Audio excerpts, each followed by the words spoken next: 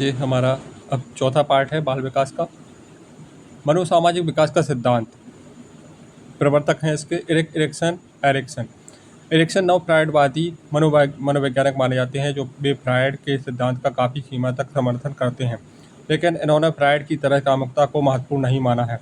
इनके सिद्धांत में व्यक्तिगत, सामवेगिक तथा सांस्कृतिक या सामाजिक विकास को समन्वित किया गया है, अतः इसे मनोसामाजिक सिद्धांत कहा जाता है।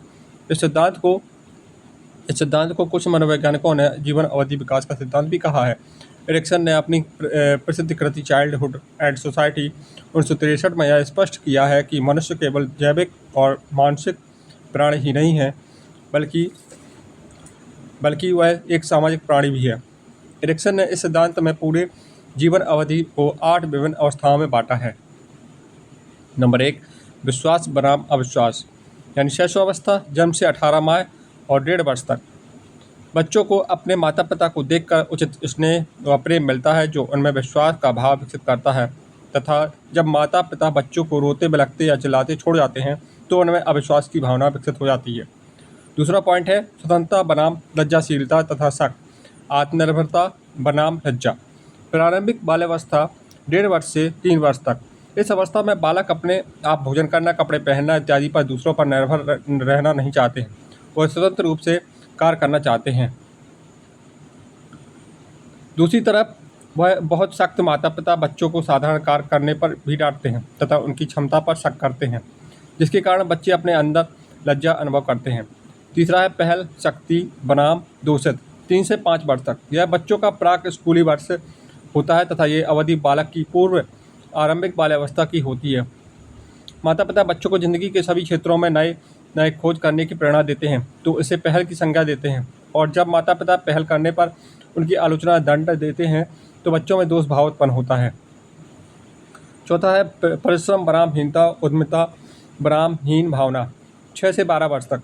इस अवधि को उत्तर बाल्यावस्था भी कहा जाता है। जब बच्चों को पहल से उत्पन्न नई अनुभूतियाँ मिलती हैं तब वह अपनी ऊर्जा को नए ज्ञान अर्जित करने में लगाते हैं, इसे परिश्रम की संज्ञा दी गई है। लेकिन जब स्कूल में आने वाली चुनौतियों से असफलता मिलती है तब बालक की हीनता का भाव उत्पन्न करता है। पाँचवा है अहम पहचान बनाम भूमिका संभ्रांति, एकात्मकता या तदात्मिकता बनाम भ्रांति। यह अवस्था 12 से 18 वर्ष तक की होती है। यह किशोर अवस्था की अवस्था होती है। इस अवस्था में किशोरों में यह जानने की प्राथमिकता होती है कि वह कौन है, किस लिए है और अपने जीवन में कहाँ जा रहे हैं। इसे पहचान की संज्ञा दी है तथा जब बालक भविष्य का रास्ता सुनिश्चित नहीं कर पाते हैं तब संभ्रांति की स्थिति उत्पन्न हो जाती है। छठवां है घनिष्ठता बनाम विलगन, अलगाव, एकांकीपन, 18 से 35 वर्ष तक। यह आरंभिक वयस्क अवस्था युवावस्था की अवस्था होती है। इस अवस्था में व्यक्ति दूसरों के साथ धनात्मक संबंध बनाता है। जब व्यक्ति में दूसरों के साथ घनिष्ठता का भाव विकसित होता है तो वह दूसरों के लिए अपने आप को समर्पित कर लेता है, और जब दूसरों के साथ घनिष्ठता विकसित नहीं कर पाते हैं तो वे सामाजिक रूप से अलग हो जाते हैं, अर्थात इस अवस्था में घनिष्ठता बनाम अलगाव का संघर्ष होता है। सातवां है सृजनात्मकता जननात्मकता बनाम स्थिरता, 35 वर्ष से 65 वर्ष तक। यह अवस्था मध्य वयस्क अवस्था भी कहलाती है। इस अवस्था में व्यक्ति अगली पीढ़ी के लोगों के कल्याण तथा उस समाज के लिए जननात्मक में उत्पादकता समृद्ध करता है। लेकिन जब व्यक्ति को जननात्मकता की चिंता उत्पन्न नहीं होती है तो उसमें स्थिरता आ जाती है।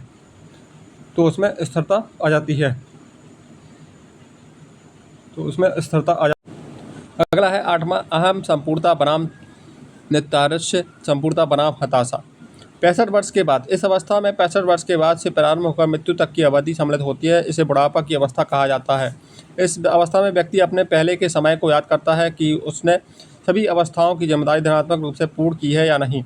अगर परिणाम धनात्मक होता है तो संपूर्णता का भाव विकसित होता है, और अगर परिणाम ऋणात्मक होता है तो नैराश्य का भाव होता है।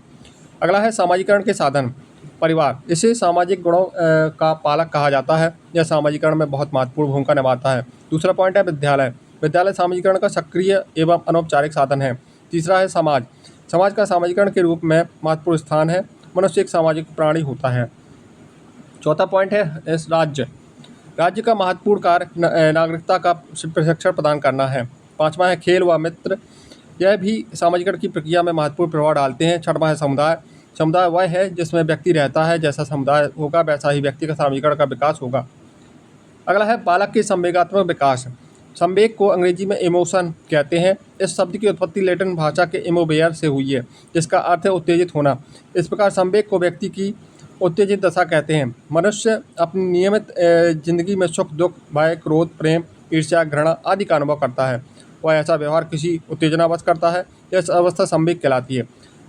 गेल्डार्ड के अनुसार संवेग क्रियाओं का उत्तेजक है। जरसील्ड के अनुसार परिवार के बाद विद्यालय दूसरा कारक है जो भावनाओं पर प्रभाव डालता है।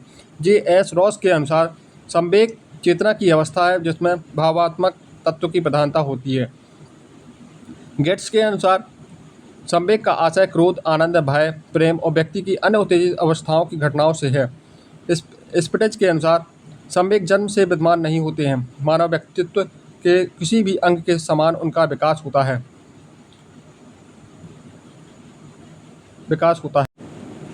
वुडवर्थ के अनुसार संवेग व्यक्ति की उत्तेजित दशा होती है। मॉर्गन एम गिलीलैंड के अनुसार संवेग मन की उत्तेजित दशा है।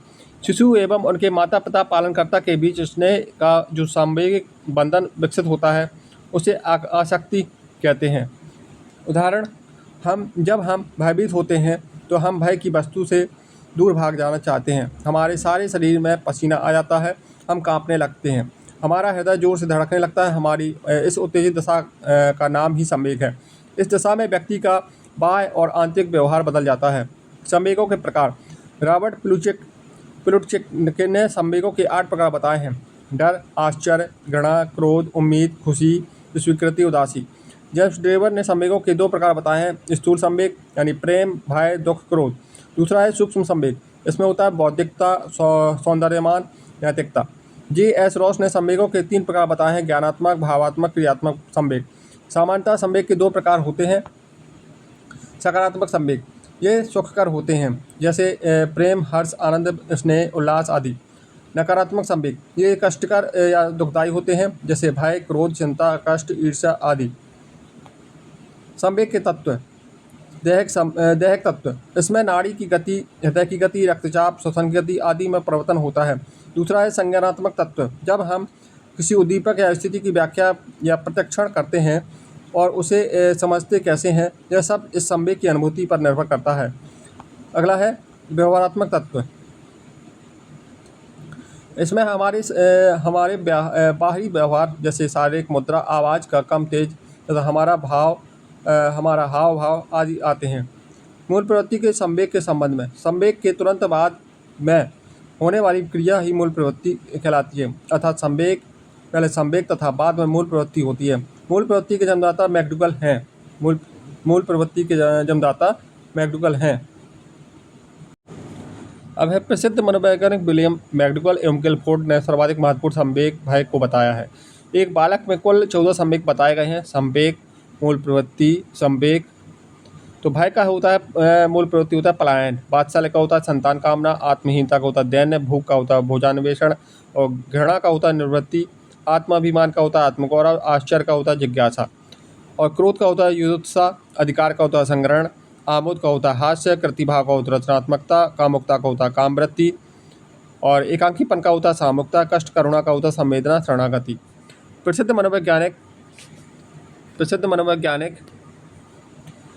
मनोवैज्ञानिकों ब्रिजेश के अनुसार बालक का संवेगात्मक विकास है।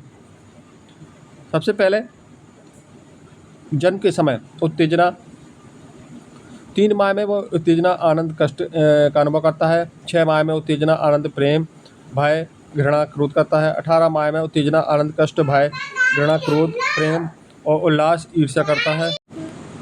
और उत्तेजना आनंद कष्ट भय घृणा क्रोध प्रेम उल्लास ईर्ष्या हर्ष 24 माह में करता है। ब्रिजेश के अनुसार जन्म के समय केवल उत्तेजना होती है। 2 वर्ष तक सभी संवेगों का विकास हो जाता है। वॉटसन का मानना है कि नवजात शिशु में भय, स्नेह, क्रोध संवेग होते हैं, जिसकी कुछ मनोवैज्ञानिकों ने आलोचना की तथा ब्रिजेश ने जन्म के समय शिशु में केवल उत्तेजना को माना है। अगला है शैशवावस्था में संवेगात्मक विकास। अब शिशु अपने परिवार के बड़े सदस्यों से संवेगात्मक व्यवहार का अनुकरण करता है, इसलिए वह उन सभी बातों से डरेगा जिनमें परिवार के सदस्यों को डर लगता है। जॉन्स के अनुसार 2 वर्ष के शिशु को सांप से डर नहीं लगता है, क्योंकि उसमें भय का विकास नहीं होता है। 3 वर्ष की आयु में वह अकेले रहने, पशुओं से तथा अंधेरे से डरने लगता है। शिशु निम्न प्रकार के संवेगात्मक व्यवहार दर्शाता है। जन्म लेते ही शिशु क्रंदन रोना करता है। शिशु के संवेगात्मक व्यवहार में अस्थिरता होती है। रोते हुए शिशु को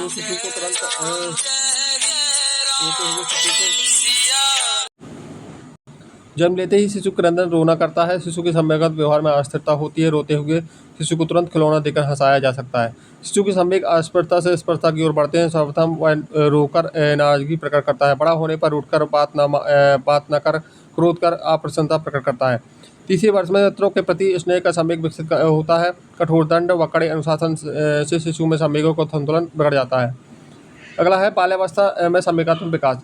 पूर्व प्राथमिक तथा प्राथमिक विद्यालयों में बालकों के संवेगात्मक विकास के लिए महिला अध्यापक होनी चाहिए, क्योंकि इस आयु में बालक के लिए माता की भूमिका महत्वपूर्ण होती है। बाल्यावस्था में संवेग पूर्व की तुलना में अधिक स्पष्ट एवं प्रभावी हो जाते हैं। बालकों में संवेगों पर नियंत्रण व दमन की क्षमता आने से उचित समय पर वे संवेग को छुपा लेते हैं। विद्यालय व शिक्षक का व्यवहार शिष्ट व सहयोगात्मक होने पर बालक में मानसिक भ्रांतियाँ नहीं बनती हैं एवं संवेगों का उचित विकास होता है। बालक में समूह के प्रभाव से घृणा, द्वेष, ईर्ष्या के संवेग अवांछित ढंग से आ जाते हैं। बालक में समलिंगीय प्रेम, टोली के प्रति प्रेम, हर्ष के साथ साथ भय व क्रोध के संवेग स्थिति अनुसार प्रकट होते हैं। अगला है किशोर अवस्था में संवेगात्मक विकास। इस अवस्था में आगमन का प्रमुख चिन्ह संवेगात्मक विकास में तीव्र परिवर्तन है। तीव्र संवेगात्मक विकास किशोर अवस्था की प्रमुख विशेषता होती है। किशोर एक परिस्थिति में विभिन्न प्रकार का व्यवहार करता है। चिंता व तनाव के कारण किशोर क्रोधित हुआ चिड़चिड़ा हो रहता है। बी एन झा के अनुसार काम नामक संवेग किशोर अवस्था पर असाधारण प्रभाव डालता है। संवेगों में परिपक्वता आने लगती है और माता पिता एवं अन्य पारिवारिक संबंधों में तनाव होने, इच्छा पूर्ति न होने पर किशोर तनाव में रहते हैं। तीसरा है प्रेम, दया, क्रोध, सहानुभूति आदि संवेग स्थायी रूप से प्राप्त कर लेते हैं। किशोरों में संवेग की प्रबलता होने से इन पर नियंत्रण नहीं रह पाता है, जिसमें संवेगात्मक अस्थिरता पैदा हो जाती है। काम भावना पुनः तीव्र हो जाती है। समलिंगी के प्रति प्रेम का विकास होता है।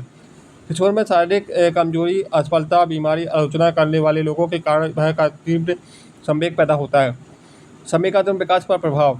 अनुबंधन एसआर के बीच साचर द्वारा भी संवेगों का विकास होता है। पालाव द्वारा इस अनुबंधन का प्रयोग खरगोश व 9 महीने के बालक पर किया गया। मार्गन द्वारा संवेगात्मक व्यवहार पर एड्रिनल ग्रंथि के प्रभाव का अध्ययन करके बताया गया कि इसके विकास में संवेगात्मक विकास पर प्रभाव पड़ता है। गुड एंड एनएफ द्वारा फोटोग्राफिक विधि से 10 वर्ष की बहरी व अंधी बालिका के संवेगों की तुलना सामान्य बालक से करके बताया गया कि परिपक्वता संवेगों पर प्रभाव डालती है। जॉन्स द्वारा बालक पर सांप का प्रयोग करके यह बताया गया कि 2 वर्ष के बालक पर भय का प्रभाव नहीं पड़ता है। संवेग मापन की विधियाँ। गैल्वेनिक त्वचा अनुक्रिया GHR। सर्वप्रथम 1888 में बिकोरोक्स व फेरे द्वारा बताया गया कि साइको गैल्वेनोमीटर नामक यंत्र की सहायता से त्वचा की अनुक्रिया में होने वाले परिवर्तनों की जांच की जाती है। संवेगों की अवस्था में त्वचा पर पाए जाने वाले विद्युत तत्वों की कमी या वृद्धि उतार चढ़ाव हो जाती है, जैसे भयभीत होने पर शरीर के रोंगटे खड़े हो जाना, मुँह पीला पड़ जाना आदि। इस प्रकार इस यंत्र द्वारा व्यक्ति में होने वाले संवेगात्मक परिवर्तन को समझने का प्रयत्न किया जाता है तथा व्यक्ति के शारीरिक लक्षणों का पता लगाकर उसकी साहस, वीरता, कायरता तथा अपराध प्रवृत्ति आदि का पता लगाया जाता है। दूसरा है रक्तचाप मापन विधि। इस विधि में रक्तचाप में परिवर्तन के आधार पर मापन होता है, जैसे झूठ बोलने पर रक्तचाप बढ़ता है क्योंकि इससे संवेग प्रभावित होते हैं। तीसरा है मनोविश्लेषण प्रश्नावली विधि। रेटिंग मापनी प्रेक्षण विधि का प्रयोग भी संवेगों के मापन में होता है। संवेग के सिद्धांत। कैनन वार्ड सिद्धांत। इस सिद्धांत के प्रतिपादक वाल्टर व कैनन है, जो 1927 में है। इस सिद्धांत का समर्थन इनके शिष्य फिलिप वार्ड 1934 ने किया था। संवेग संक्रियकरण सिद्धांत। इस सिद्धांत के प्रतिपादक लिंडसे 1951 है। इस सिद्धांत में संवेग परमस्तिक बल्क के संक्रियण स्तर पर निर्भर करता है। स्क्रेटर सिंगर सिद्धांत। इस सिद्धांत के प्रतिपादक स्क्रेटर सिंगर 1962 है। इस सिद्धांत को संज्ञानात्मक शारीरिक सिद्धांत भी कहते हैं। चौथा है संज्ञानात्मक मूल्यांकन सिद्धांत। इस सिद्धांत के प्रतिपादक लेजारस है, 1970 में है। विरोधी प्रक्रिया सिद्धांत। इस सिद्धांत के प्रतिपादक सोलोमन व कॉर्बेट 1974 है। जेम्स लांजे सिद्धांत। इस सिद्धांत के प्रतिपादक विलियम जेम्स व कार्ल लांजे 1880 है। बालक का क्रियात्मक कामक विकास। क्रियात्मक विकास को गत्यात्मक योग्यता का विकास भी कहते हैं। क्रियात्मक विकास द्वारा बालक अपनी मांसपेशियों पर नियंत्रण करना सीख जाता है तथा यह बालक के भीतर योग्यताएं एवं कौशल होता है।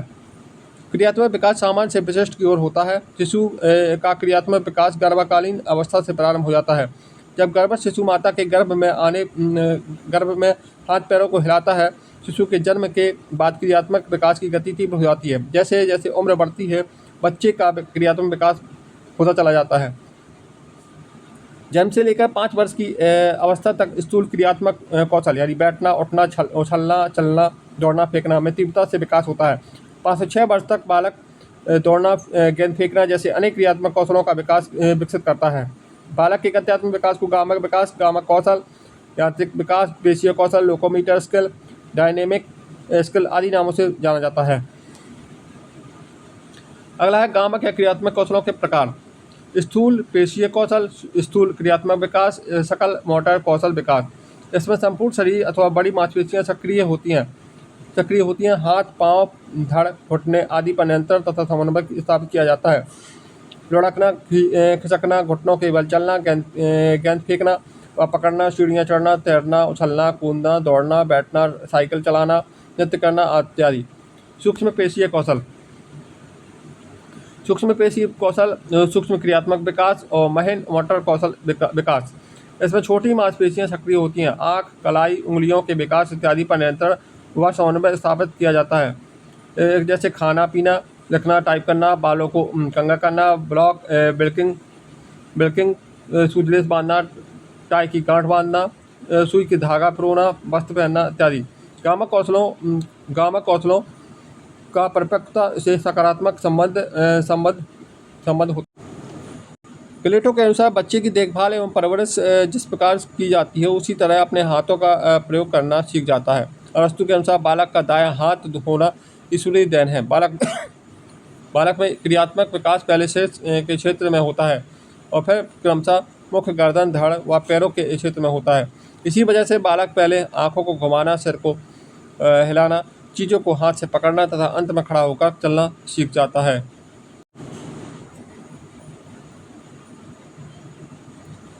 पहली भ्रूण जैसी नवजात शिशु, भ्रूण जैसी मुद्रा होती है और इसके पश्चात फिर ठोड़ी का संभालना,